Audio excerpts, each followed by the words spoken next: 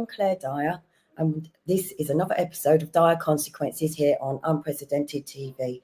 Today, we're going to be doing things slightly differently, and we're going to be talking about something that has been hitting all the mainstream headlines. So it's not something that is uncensored. It's something very much talked about. And I think everyone knows what has been going on nationally, but what started off in a sleepy little suburb in Epping, where the Bell Hotel became the centre of a storm. This was actually due to the locals starting to protest because, in particular, one 14-year-old girl was actually sexually assaulted by an illegal immigrant housed in this hotel that had only been in the country 8 days. What we've now seen is protesters clashing and police lines have been drawn. But behind the headlines, is there a deeper question that we should be looking at? Is the law being applied equally to everyone? And are we now really seeing two-tier policing? Today, because I feel so strongly about this, and I think that we need to have a really serious talk about what is going on, that we are not being shown, what mainstream media probably isn't talking about, and what's being kept quiet. I have invited the Chief Executive Officer of Unprecedented TV to actually join me today to have a nice little chat about this. So can we welcome Lembit Opik, please? Hi. Hi, thanks very much for involving me in this, and you're completely right, Claire. This is so important, and you are our main investigator, really, for these outrageous local events that I'm at your service, and I think it's completely appropriate for us to have this conversation now. I had really wanted a local mother to come on and actually talk about why they have been protesting outside this hotel, because for me, I feel that this show is primarily about having real people on, everyday people that we can actually relate to in their local issues, but are also highlighting national issues, and for them to say how they feel about what's going on. But unfortunately, I have obviously attended the Epping protest on 3 occasions now. I also did go to the Thistle Hotel at the Barbican last Saturday, because I wanted to see with my own eyes what actually it has been going on, what is going on between the relationship between the local protesters and how the police are, interacting with them, as opposed to when counter protesters are coming in. And what's happened is that no one wants to speak out. They're too scared. And this is one issue that isn't being highlighted by mainstream media. I have spoken to so many mothers up there. We're not just mothers, obviously, there's been children there, grandparents. It's a mix. As a local protest, it was peaceful. Initially peaceful. It was the local people taking their families, their children, grandparents, because they had the same genuine concerns about the safety of their children after actually 2 local children being assaulted. And who wouldn't feel strongly about that? Can I just say, you're talking, let's not mince words here. Sexually assaulted. That's yes, what you're saying. Yes, sexually assaulted. If you don't have strong feelings and emotions about that, then I would question what is wrong with your mentality. But what's happened is, after speaking to so many people up there, and as I said, I really wanted a mother to come on. I mean, maybe I'm being a bit discriminative here, but us as women, we give birth to these children, we nurture them, and primarily we do actually care for them. I wanted them to speak from the heart, but they have been silenced. They've been silenced through fear. They're being threatened. I believe that some of their groups have been infiltrated, and a lot of these women are now getting hate. They're getting threats. They're getting phone calls, and they're now too scared to speak out. They won't even come on here because they're very, very wary. they don't trust. Some of them have now got anxiety. They're not backing down, but they're worried. You know, when really they stood up because they are fighting for the safety and well-being of their children, and who wouldn't? I mean, there's been so much violence accused towards the hard right. I must be part of the hard right because I'm absolutely outraged by the alleged assaults by migrants. Now, this hasn't gone to court, let's be honest about that yet, but everybody thinks they know what's happened. And after the Axel Cabana, that was the horrible scum who murdered children in Southport. We were told, oh, he's Welsh. He's Welsh. I don't think he's very ethnically Welsh. And, oh, it's nothing to do with terrorism. And then we discovered that he was involved with terrorism. After that, I don't think the public trusts the government at all. Vivek Cooper, the Home Secretary, essentially, I think, scarred her reputation forever by criticising outraged members of the public all over the country, Claire, who were so angry by the senseless murder by this deranged individual who's actually assaulted people in prison as well, as far as I understand it. May he rot in prison for the rest of his life. And so it seems to me that we're now seeing a welling up by members of the public in terms of what you're saying, Claire. And you've been there, haven't you? Yes, I have. And the first time I went, it was just the locals. And that was the night that they marched down to the council, because there was actually a council meeting going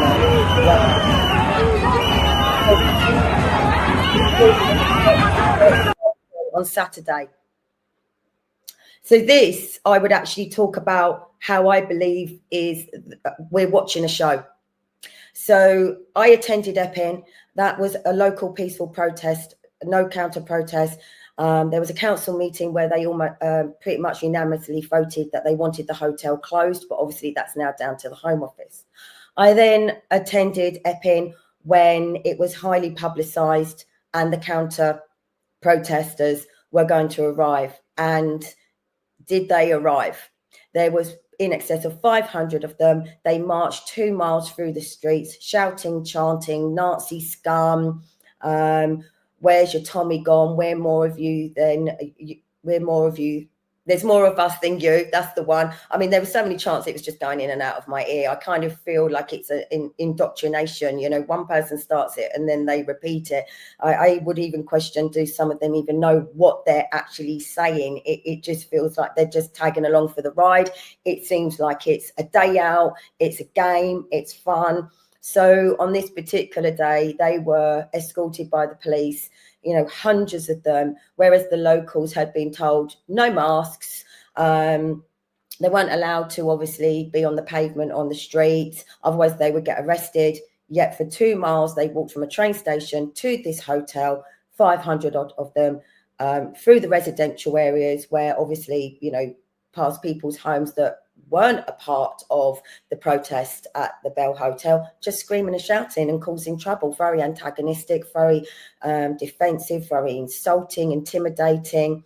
And I witnessed that for myself. So I then decided last Saturday that I would actually attend the Thistle Hotel. So explain what do you mean by attend the Thistle Hotel?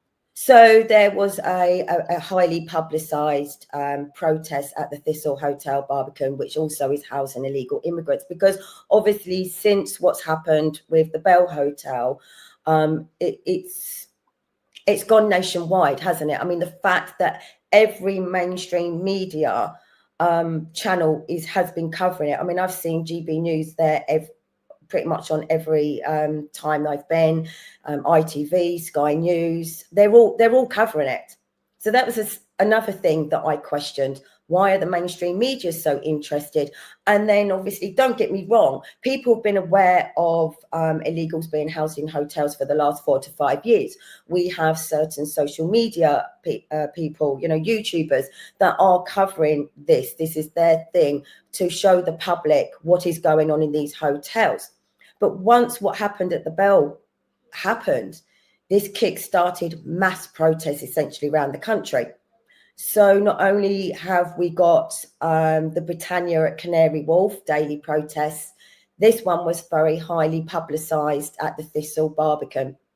And what you can see in that video is you had Stand Up Against Racism down the far end of the road behind railings, lots of them. And then Antifa came in and completely blocked the entire street.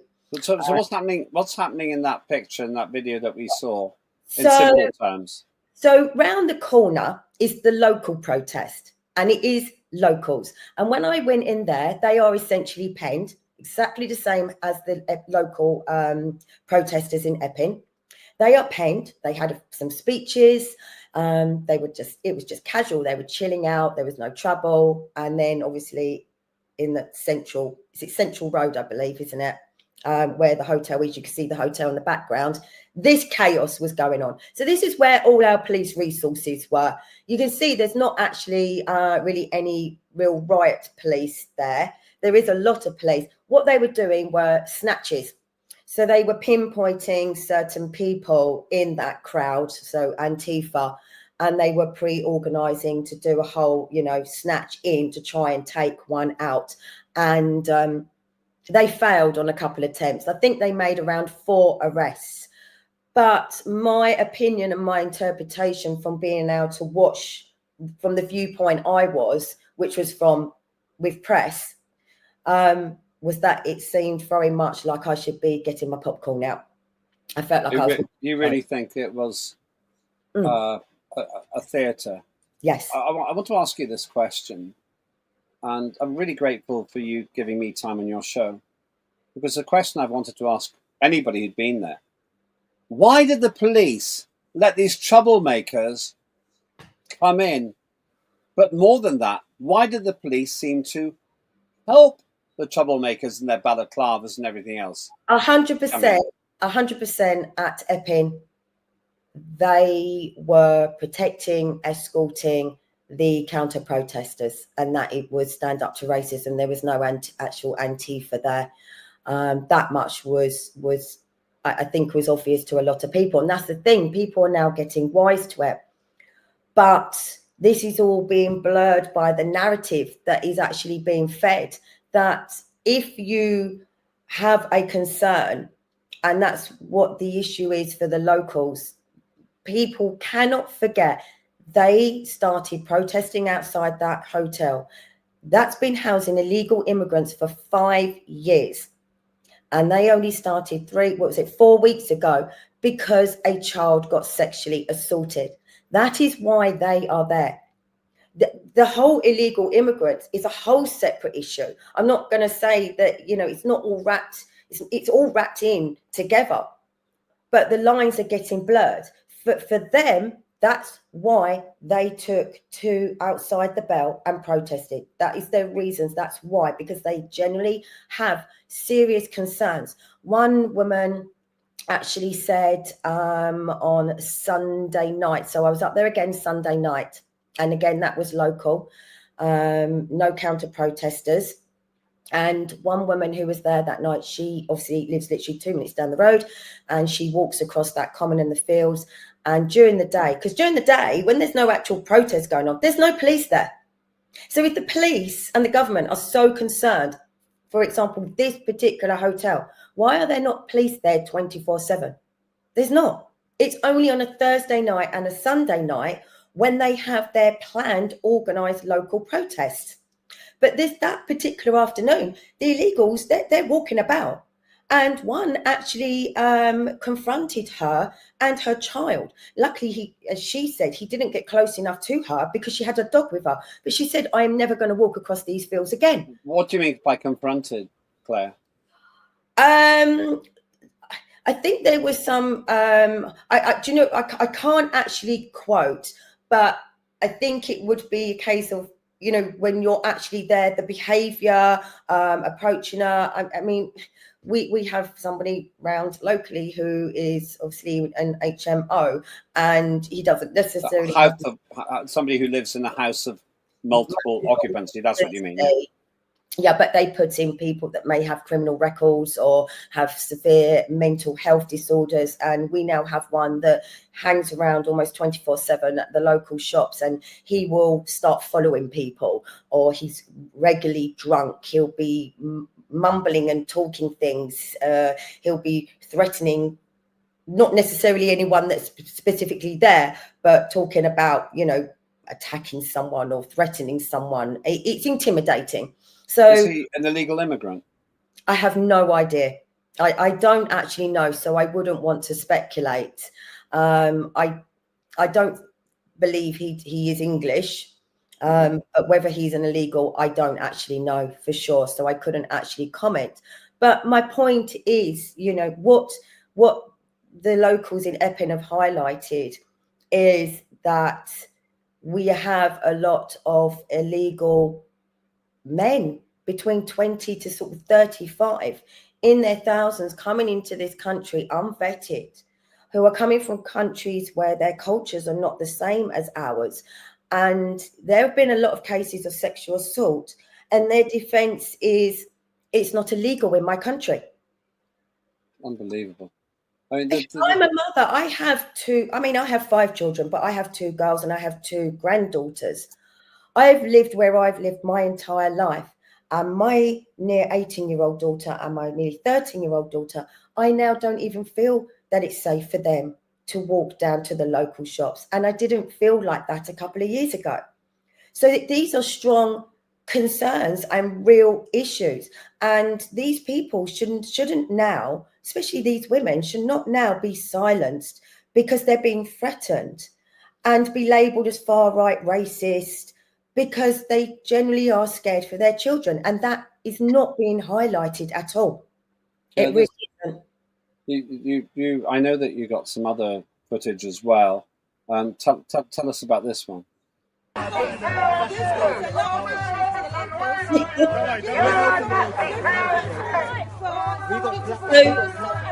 The guy that I'm actually talking to with the glasses, he's obviously Stand Up to Racism. He attends every single one of their protests.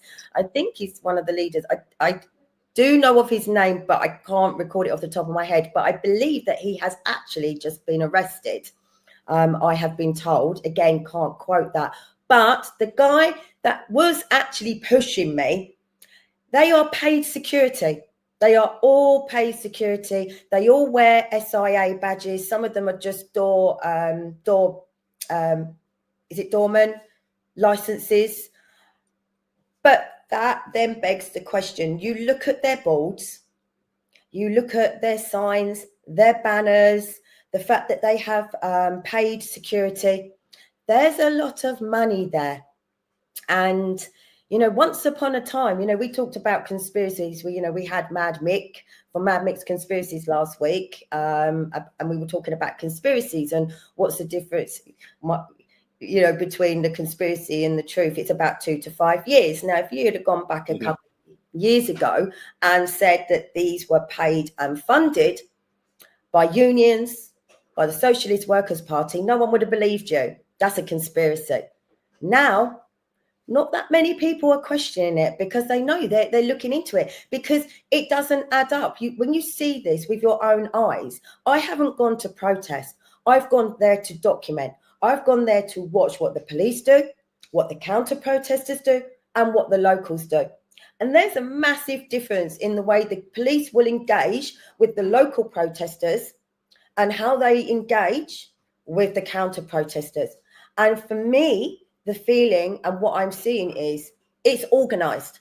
It's coordinated. Who's this person in that picture there? Is that the person from Stand Up to Racism?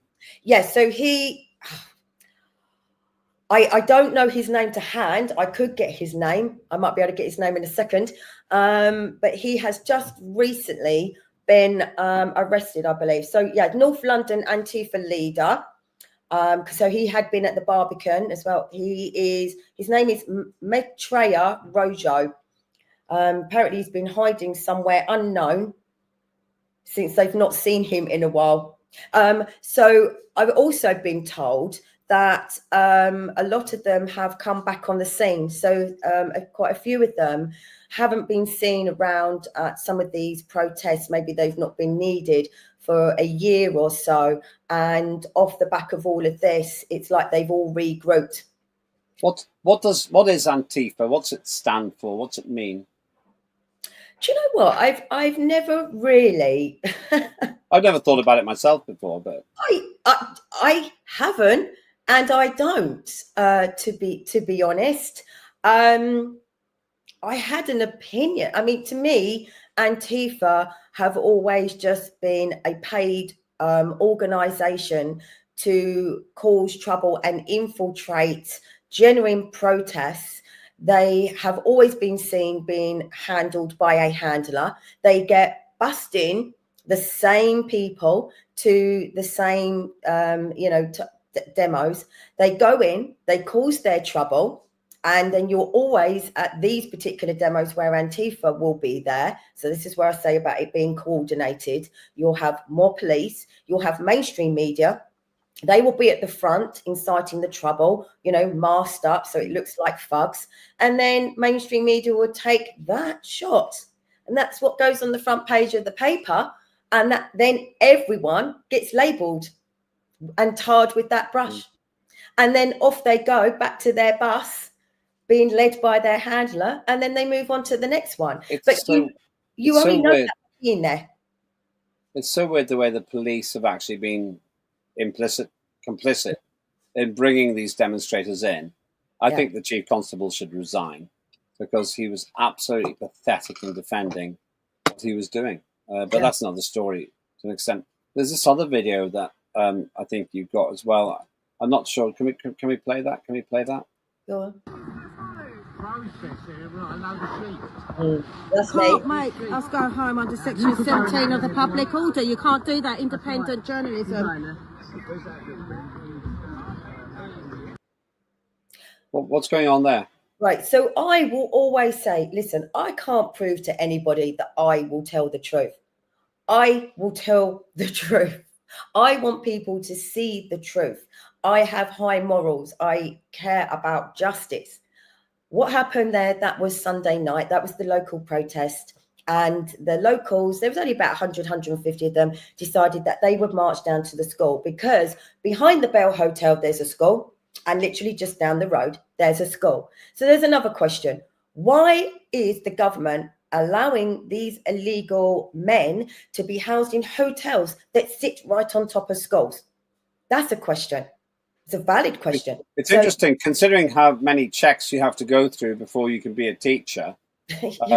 These people, they throw their passports into the water and we don't know anything about them.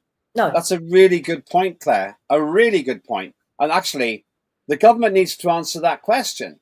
Why can we have unvetted individuals, men of fighting age, as we often say, who don't know anything much about our culture? Why do we allow them to live next door to a school? I know. When we have this rigorous vetting of teachers?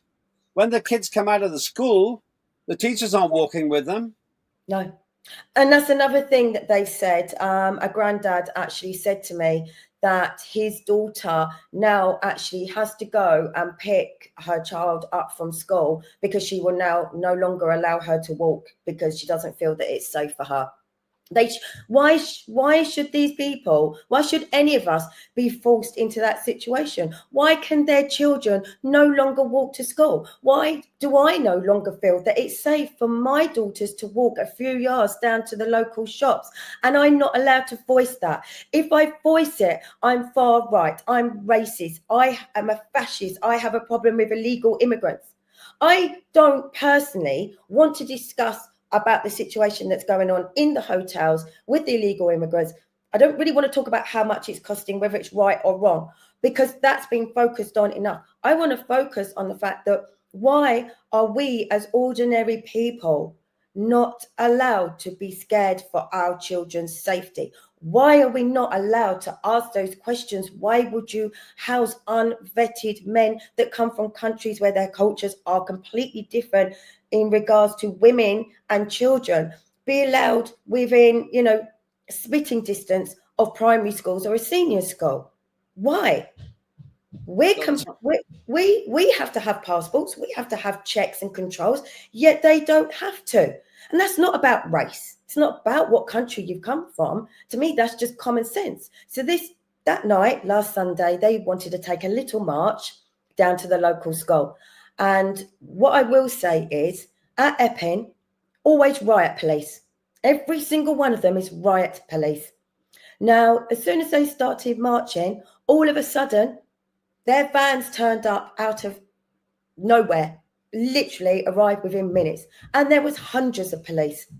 And then within seconds, they had pulled a young man, I would say maybe late teens, he could be a bit older, local, everyone knew him, and detained him. It was so clear and obvious to everyone there, including myself, that it was almost the police were deliberately trying to rile the locals up because they wanted to clearly make arrests, and they weren't playing the game. So they let them detain him. And then when they had nothing on him and let him go, they all cheered and they were playing music. You know, right, we're going to carry on marching. So they carried on just marching down the road. And the police officers right in front of me were shoving a woman twice. And people were like, whoa, why are you shoving her? She must have been in her 50s, I'd say. If she isn't, I apologise. But and next thing they're shouting, get out the road, get out the road. Well, there were no cars coming. This is a local lane. It's a local area. There was no obstruction at that point. And to be honest, the locals round there are unanimous in how they feel. So if anyone is held up in their vehicle, they actually don't care. So there was a lot of pushing by the police, and that was very obvious. They still were not going to take the bait. So in the end, they decided to play a game with them. The Benny Hill music was playing. People started splitting up all over the place. The police were running about like headless chickens, trying to block them here, trying to block them there. Because the whole point was the police were trying to antagonize them. And because they didn't rise to the bait, they decided, do you know what? We're just going to start splitting up here, there and everywhere. So we ended up making our way back. They essentially, the police, the riot police, blocked both ends of the road. And that's what I've witnessed every time. It's not the people blocking the road. The police will block the road. And it's almost like they want the public to then be angry with the local protester because it's now inconvenienced them. So they just block both ends of the road. So we're standing on a parked trailer that's owned by one of the locals and got permission to stand on it.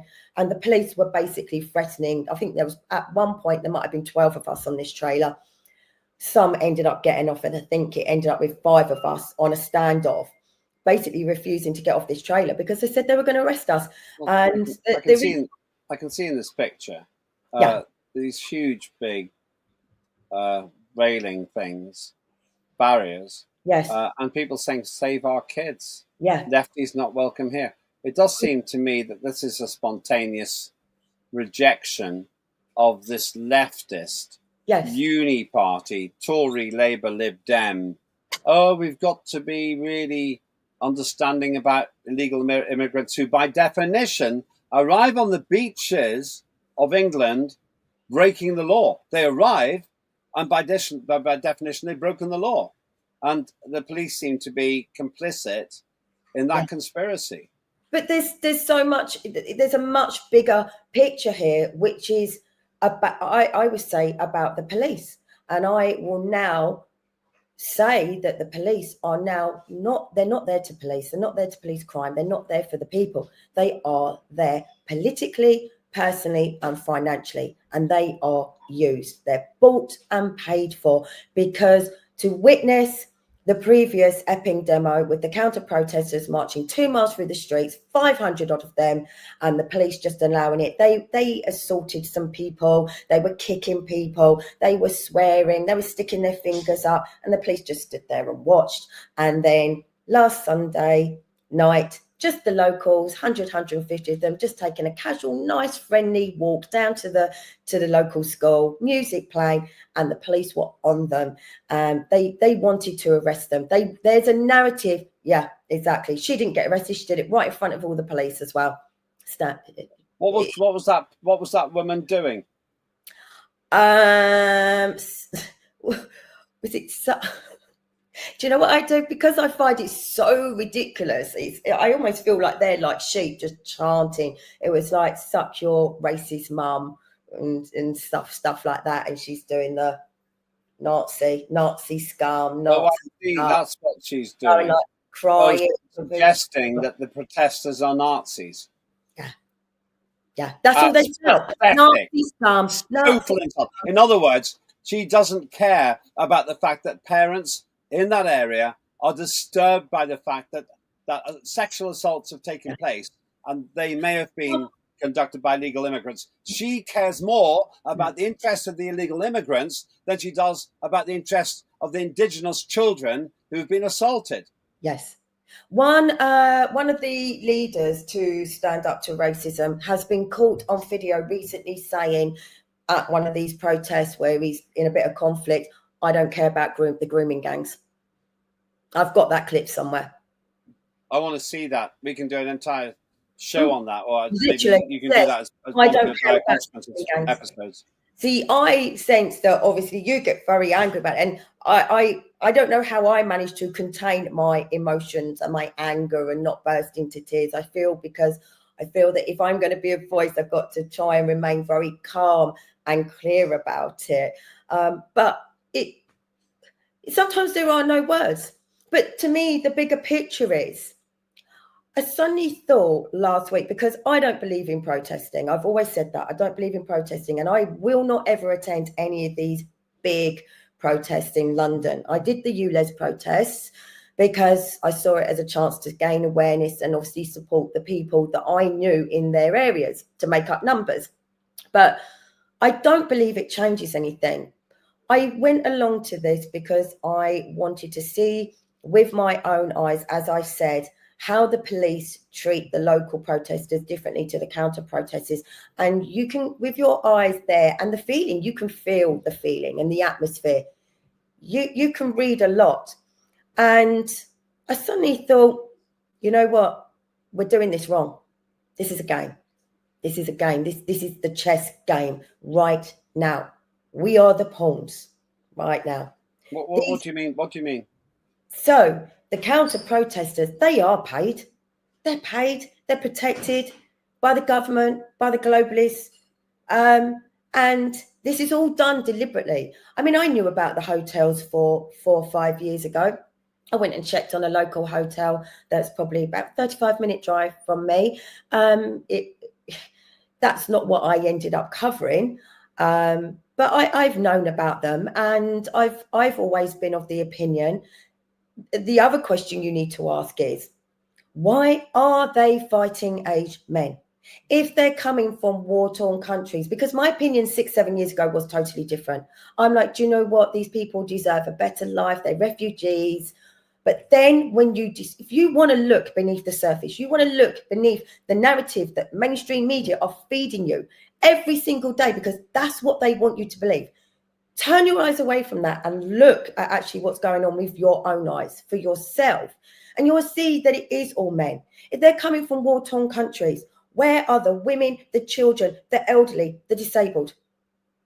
If our country is on the brink of collapse, they're destroying the economy anyway, and we are all struggling, and they have got to take the elderly's winter fuel allowance away. Why are you taking in tens and thousands of them when you have veterans homeless on the street? And there's one particular veteran, and I think his name's Phil, and he lives in Parliament Square, and he doesn't have a tent. He has a massive umbrella, and the police hound him all the time. And they've actually now taken his umbrella, it's like a big fishing umbrella, away from him because it's classed as a tent. He's a veteran. As a what? A tent. Yeah. And they have hounded him, the police, continuously, that now, and he said there's pictures of him, this massive, it's almost like a massive fishing type umbrella. So it's not a tent. And they have basically said, yes, it's a tent. So therefore you cannot be sleeping here because it's a tent. And he has obviously proved it. It's an umbrella. No. And they've taken it away from him. He's a veteran, homeless through circumstances, but that's okay. That's okay. You can do that to him. You can now move military families off military bases out of their homes to house them. We shouldn't be in that position. Now, I would say if this country is thriving and we've got so many houses empty and, we're all doing great and we're not all, living month by month, fine, to a degree, obviously, you know, but how can you, if we can't even look after our own, how can we be looking after them first? And the way I explain it to people is that's like me living month by month, still trying to keep my house, pay off my mortgage that I've had for 28 years. And I have 8 dependents essentially living in this house that rely on me providing a roof over their head. And it's like me going, do you know what, kids? Sorry, but I'm going to need to kick you out. I know you're going to be homeless on the streets, but, you know, sorry, that's not my problem now, because there's a whole load of people coming in from another country and their need is greater than yours. And I'm going to need your bedrooms to give them a roof. People would think I was completely out of order and insane to do that. Yet here we are. Our government, our parents are doing this to their children. I'm grateful. I need to finish off by saying, and you know why, it's fighting age men. Again, this is what I want to get across, because they want civil unrest. They want us to be outraged. They want us to feel like we are being treated unfairly. They want civil unrest. And one day soon, the police, our own police, will not want to turn on their own people, and they will not want to follow the orders that they are instructed to give. But these people that have no allegiance to our country or us, they will gladly do it. But also on the flip side, to solve the problem by creating the problem, getting the reaction and solution is digital ID, because we're begging for it. We want them vetted. We will have digital ID. But the more we resist, sooner or later, these people will be needed to police us. And that's what people need to see. This is the chess game. I'm going to leave the last word to you. Thank you for letting me be on your show. It's really disturbing, Claire, and I'll leave you to finish off. Just to say, I protest all the time and I get the police all the time, and I think I'm going to get better treatment. That's how I'm going now. That's how I'm protesting from now on. They'll leave me alone. They'll do whatever I want. I'm not surprised you feel that way, and it's great to have you on Unprecedented. I'll leave the last word to you, but Thank you. You'll always have a platform here. And just for viewers, just follow Claire Dyer's program, Dire Consequences, because it gets right to the chase. And thank you, Claire, for being courageous enough to campaign. Over to you to finish off. Thank you. Thank you for coming on as well and having this hardcore debate.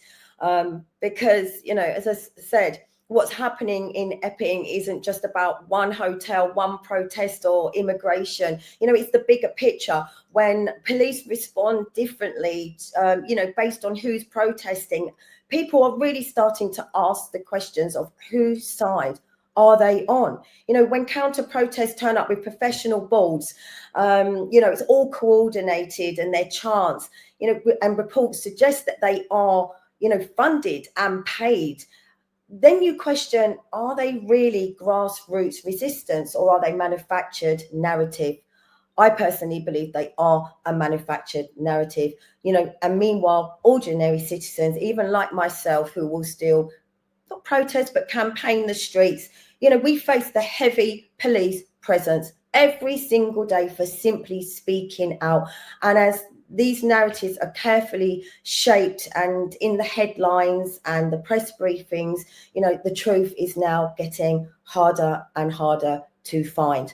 Now I want to give the truth. I will give you the truth as much as I can. I don't do lies. So here on Dire Consequences, I will have the real people, those ordinary people that are fighting, standing up against these things. And we will talk about the hard things, and it's not going to get censored here on Unprecedented TV. So please tune in to us. This is a new media channel that really wants to get the truth out there and essentially beat the mainstream media. So go and find us on YouTube, find us on X, and you'll always get clips also on my Facebook. And I'm Claire Dyer, Dire Consequences here on Unprecedented TV.